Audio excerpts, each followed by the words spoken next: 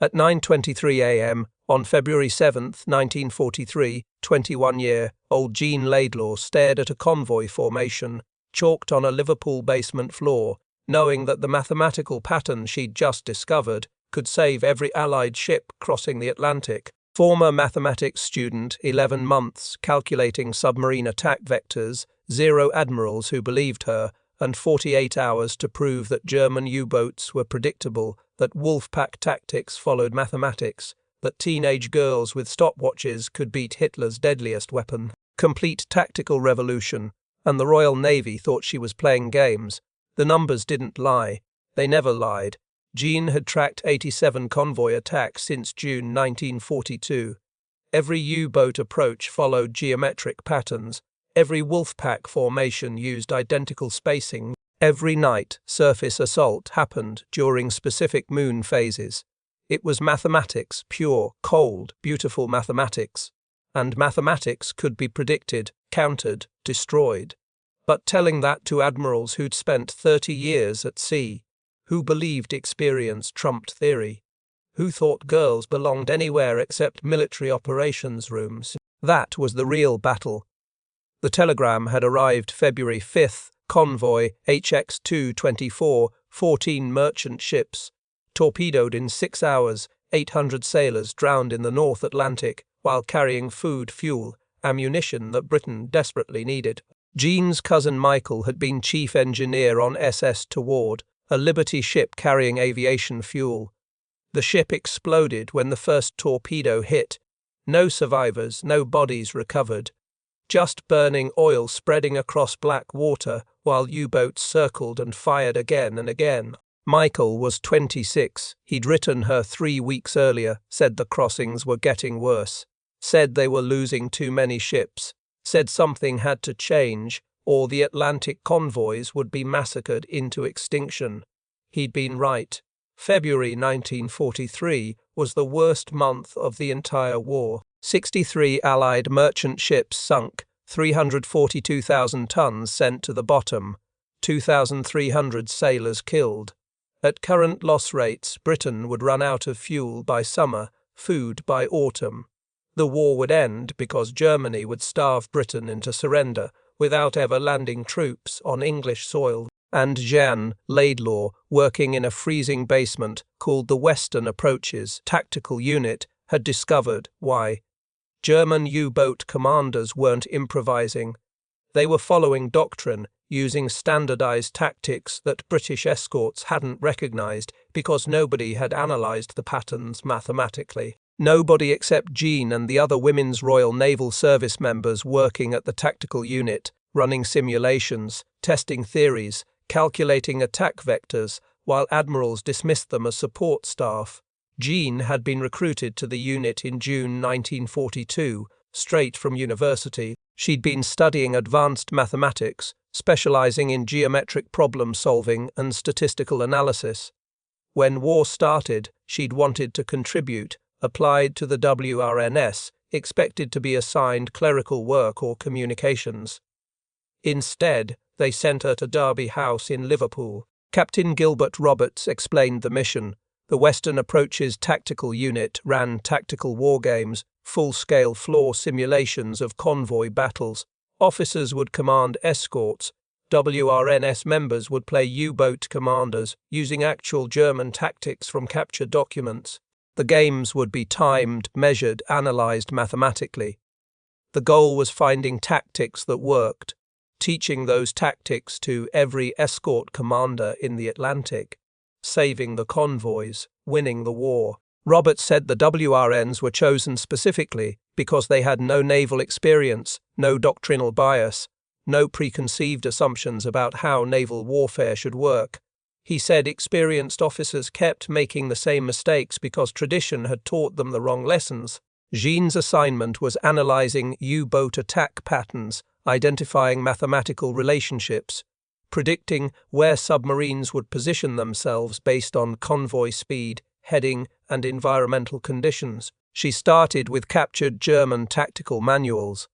Wolfpack doctrine was explicit. U-boats would shadow convoys from positions determined by convoy course and speed. They'd communicate via radio, coordinate positions, attack simultaneously from multiple vectors during darkness. The manuals provided formulas: optimal shadowing distance, spacing between submarines, approach angles for torpedo attacks. Everything was documented, standardized, mathematical. Jean plotted 87 convoy battles on graph paper. She marked U-boat positions when first detected, convoy courses, attack times, moon phases, weather conditions. Then she started calculating. The patterns emerged immediately. U-boats shadowed convoys from predictable positions. The optimal shadowing point was always 14 to 18 miles astern, just beyond visual range, close enough to track smoke, far enough to avoid detection. During full moon, they stayed farther back. During new moon, they closed to 12 miles. Wolfpack formations used consistent spacing. Submarines positioned themselves in arc formations ahead of projected convoy routes. The spacing was always 8 to 10 miles between boats, creating a picket line the convoy would inevitably encounter. Night attacks followed mathematical precision. U-boats would surface after dark, approach on specific compass bearings determined by wind direction and moon position, fire torpedoes from ranges between 800 and 1200 yards. Everything was predictable. Everything followed patterns. Everything could be calculated in advance. Jean presented her analysis to Captain Roberts in January 1943. She showed him the graphs, the calculations, the geometric relationships. She explained that if U-boat positions were predictable, escorts could move to those positions preemptively, force submarines to submerge, or withdraw before they could attack. Roberts understood immediately. He asked if she could demonstrate it. Jean said yes. She needed one simulation, one convoy commander willing to try mathematical prediction instead of reactive defense. Roberts scheduled the demonstration for February 9th, 4 days after Michael's death, 4 days after Jean had run the numbers on convoy HX-224 and realized that every torpedoed ship had been attacked from positions she could have predicted if anyone had been calculating. 4 days after she'd decided that no more convoys would die because admirals ignored mathematics, Lieutenant Commander Peter Gretton arrived February 9th at 0800 hours. Veteran escort commander, decorated officer, 23 convoy crossings, survivor of 4 U-boat attacks. He'd lost ships on every crossing. He was skeptical about wargames, doubtful about WRN's tactical analysis, certain that real combat experience mattered more than floor simulations. Jean didn't argue. She just set up the game, simulated convoy, 40 merchant ships, 6 escort destroyers, mid-Atlantic winter conditions. Jean and 3 other WRNS members played U-boat commanders. Margaret Knowling, Jean's closest friend at the unit, commanded the Wolfpack. Roberts gave the signal. The simulation began. Gretton deployed his escorts in standard defensive formation, wide perimeter, overlapping search zones, reactive positioning. Textbook doctrine, exactly what every escort commander did. Jean started calculating. Convoy speed, 14 knots, heading 075 degrees. Wind from northwest, quarter moon rising at 2200 hours. She plotted the optimal U-boat shadowing position, marked it on the floor, 14.3 miles astern, bearing 255 degrees. She told Roberts. Roberts asked Gretton to send an escort to that exact position. Gretton hesitated, said there was no indication of U-boats in that area, said sending escorts away from the convoy weakened the defensive screen, said doctrine prescribed reactive defense, not speculative positioning. Jean said the U-boat was there. The mathematics guaranteed it. Roberts ordered Gretton to comply. This was an experiment. Gretton sent a destroyer to the calculated position. Margaret had positioned her lead U-boat exactly where Jean predicted. Exactly. The destroyer forced Margaret's submarine to dive, disrupted the shadowing, broke the Wolfpack coordination. Gretton stared at the floor. The submarine had been precisely where Jean calculated, down to decimal point accuracy.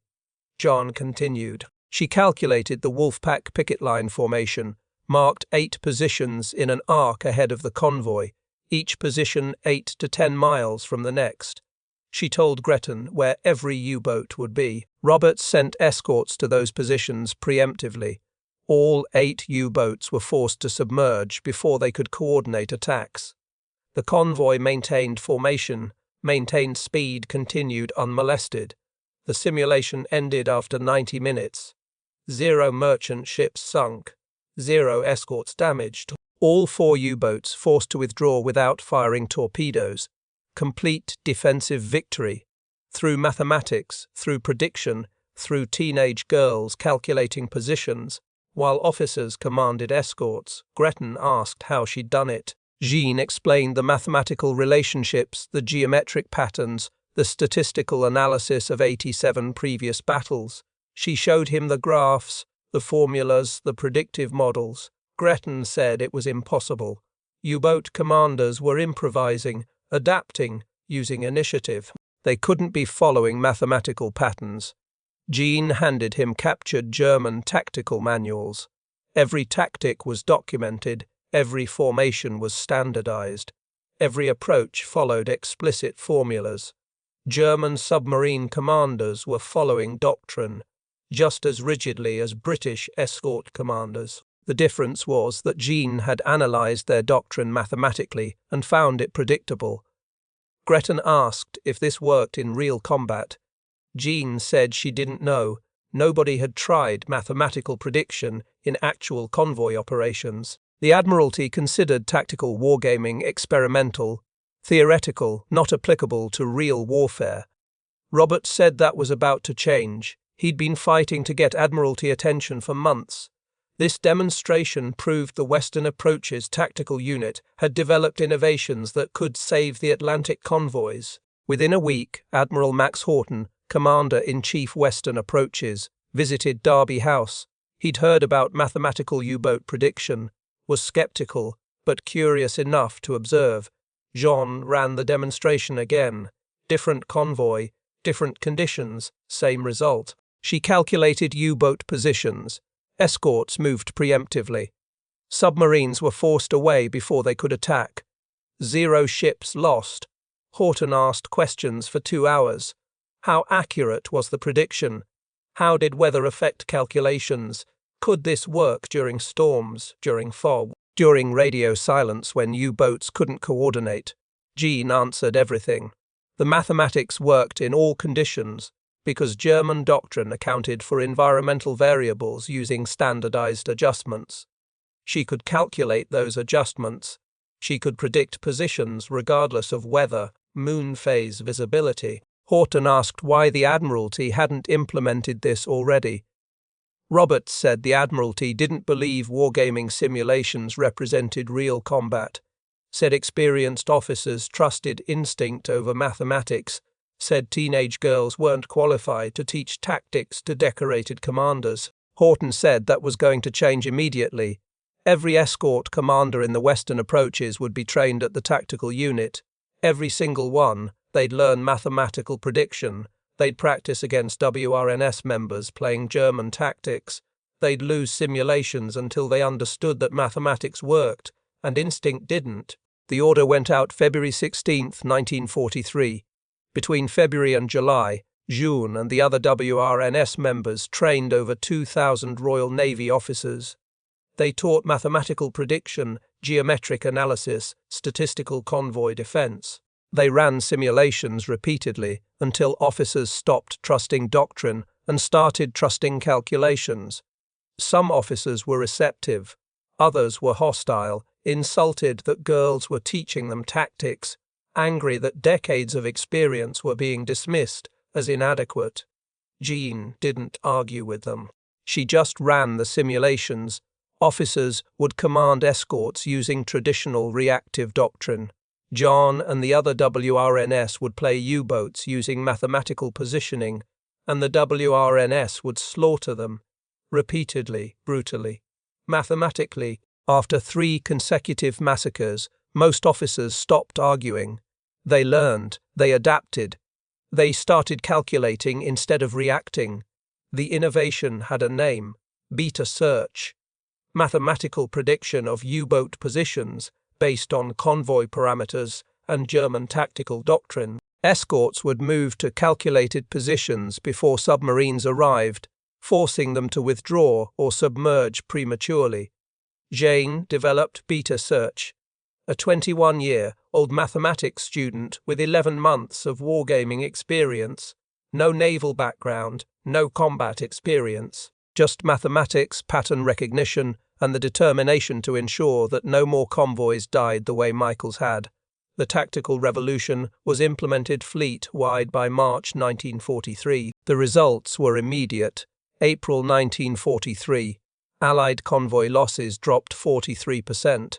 May 1943. German U-boats suffered their worst casualties of the entire war. 41 submarines destroyed in 31 days.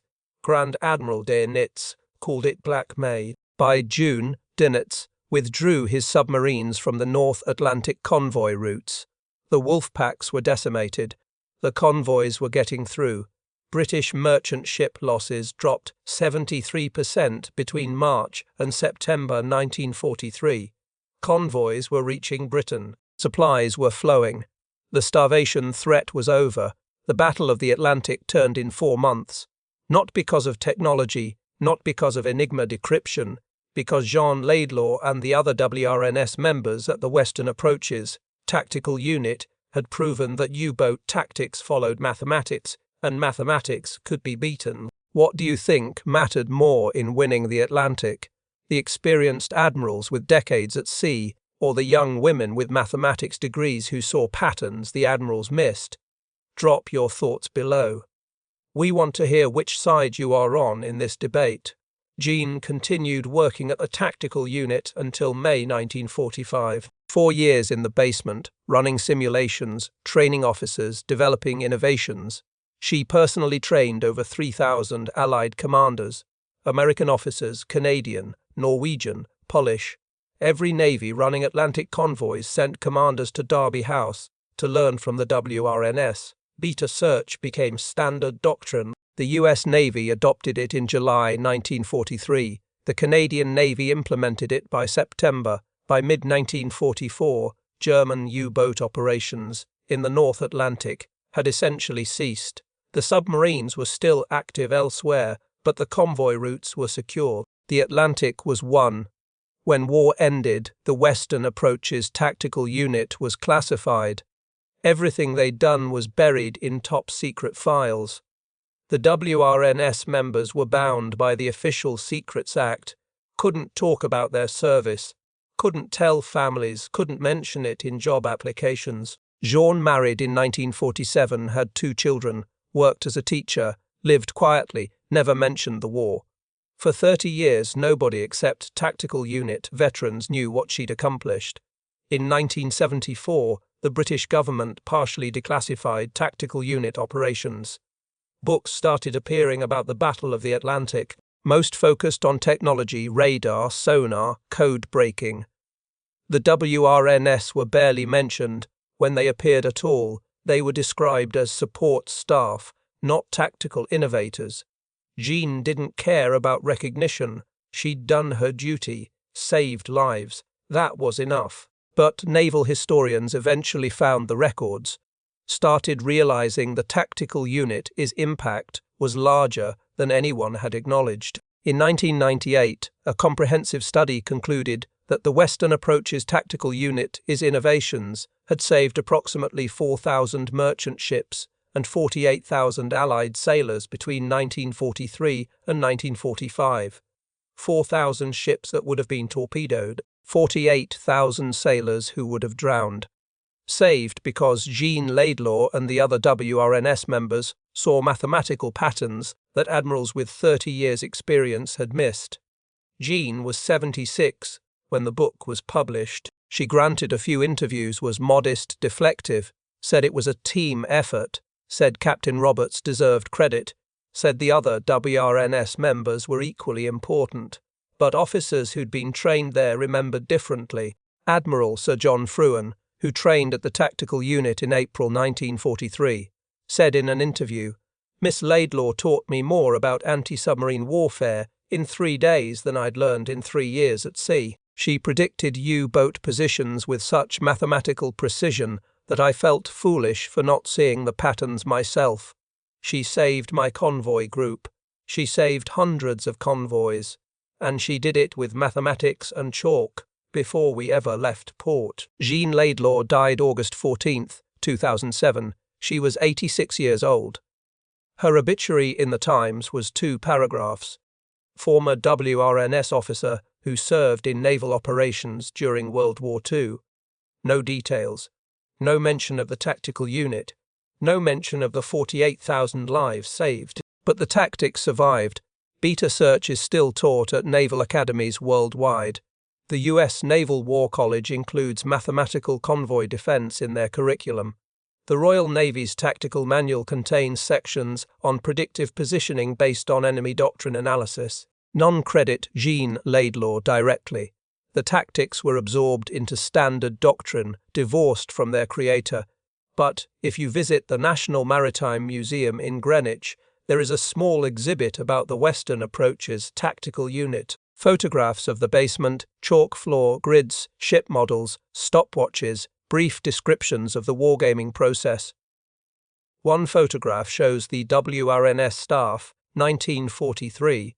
Jean is 4th from the left, 21 years old, piece of chalk in her hand, stopwatch around her neck, looking directly at the camera with absolute determination, completely unaware that her mathematical analysis would save 48,000 lives. That photograph is Jean's real legacy. Not recognition, not fame, not credit, the mathematics. The pattern recognition, the courage to tell admirals their doctrine, was failing when thousands were dying because nobody would calculate. That is how wars are actually won, not through brilliant generals following tradition, through mathematicians who notice doctrine is predictable and have the courage to prove it, through people like Jean Laidlaw who calculated what worked, demonstrated what didn't, and forced institutional change while sailors were actively drowning. Jean Laidlaw stood in a freezing Liverpool basement 4 days after her cousin's death and proved to the Royal Navy that German U-boats followed mathematics, and mathematics could save every convoy crossing the Atlantic. She calculated positions with decimal point accuracy, made admirals watch their doctrine fail repeatedly in simulations, made them understand that tradition and experience were killing sailors and mathematics could save them. And almost nobody knows her name. Here is something to think about as you go about your day: how many other people changed history with nothing but intelligence and determination, then disappeared into obscurity because nobody thought to remember them. Share your thoughts in the comments. We're building a community that refuses to let these heroes be forgotten. Thank you for watching W2 Shadow Tales.